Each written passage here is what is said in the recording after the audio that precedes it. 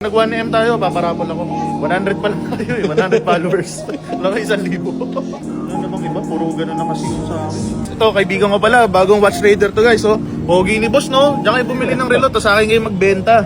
Para bibenta ko rin sa kanya, di ba? Punta ka ng Alabang boss, ako naman bahala sa'yo. Order ka na pinakamahal na kape. So yun guys, another episode of Everything Luxury. Transaction tayo ngayong araw. Ito, bagong dealer to. New character unlock to ngayon sa vlog to. Order sa akin to ng date just 41mm. Na brand new. Sabi niya, bro, meron ka pang ganito unit kasi plano ko na rin mag-resell, mag-start mag-resell ng mga watches. So okay lang naman. So since paga tayo, punta muna tayo dito sa ATC. Tanggal ka lang bro. Sumama ako, bibili ako ng bagong helmet. Helmet. Sombrero.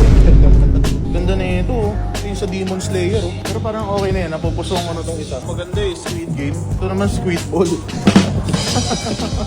Ano bang iba? Puro gano'n na kasi yung sa akin. Wala nang size nito. Laki kasi ng ulo mo eh. Oo nga eh, ewan ko ba? Nag 1M tayo, paparapol ako. 100 pa lang tayo eh, 100 followers.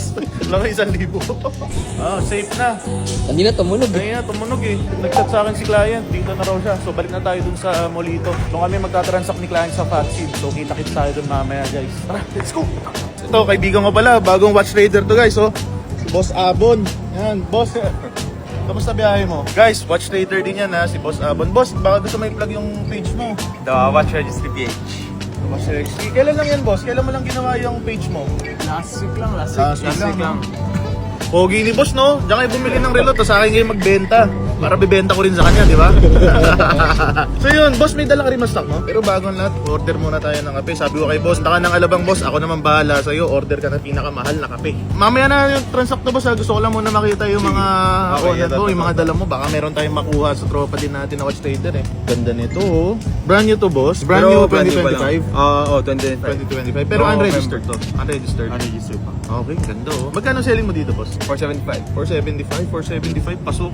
Pasok to guys. So, ayan o, meron dito si Brother Abon. Ito, ang ganda na ito. Ang dami naghanap nito ng large na to. Ito, magkano selling mo dito, boss? Same lang. Ah, same lang. Galing, mura magbenta na ito. Sige, mamaya natin to. Ito, ang dami. Ang dami naghahanap din ng Panda Daytona. Meron dito si Brother Abon. Oh. Dalawang Daytona Panda, tsaka Congo. Magkano, boss, asking mo dito sa ano? Sa Congo? Yan, 1580. 1580. Anong year to, boss? 2022. Naka-PPF pa, pero medyo luma na. Pwede natin tanggal. Ang hapdi sa balat ng mga dala ni Boss Abon. Budget ko ngayon, pang ano na lang, pang Seiko. So ito boss, yung order mo, tingnan mo na yung order sa atin ni Boss. Ito yung Datejust 41mm blue dial na brand new. Ayan. Tapos yung inclusions natin, complete set yan.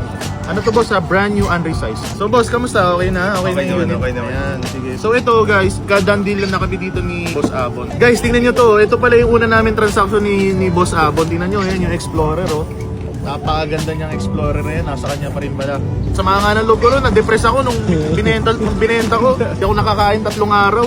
So yun guys, done deal lang kami dito ni Brother Abon yan. So brother, happy selling ha. Sana dumami pa yung benta mo. So yun guys, abangan nyo ulit next video namin ha. Kita-kits tayo ulit.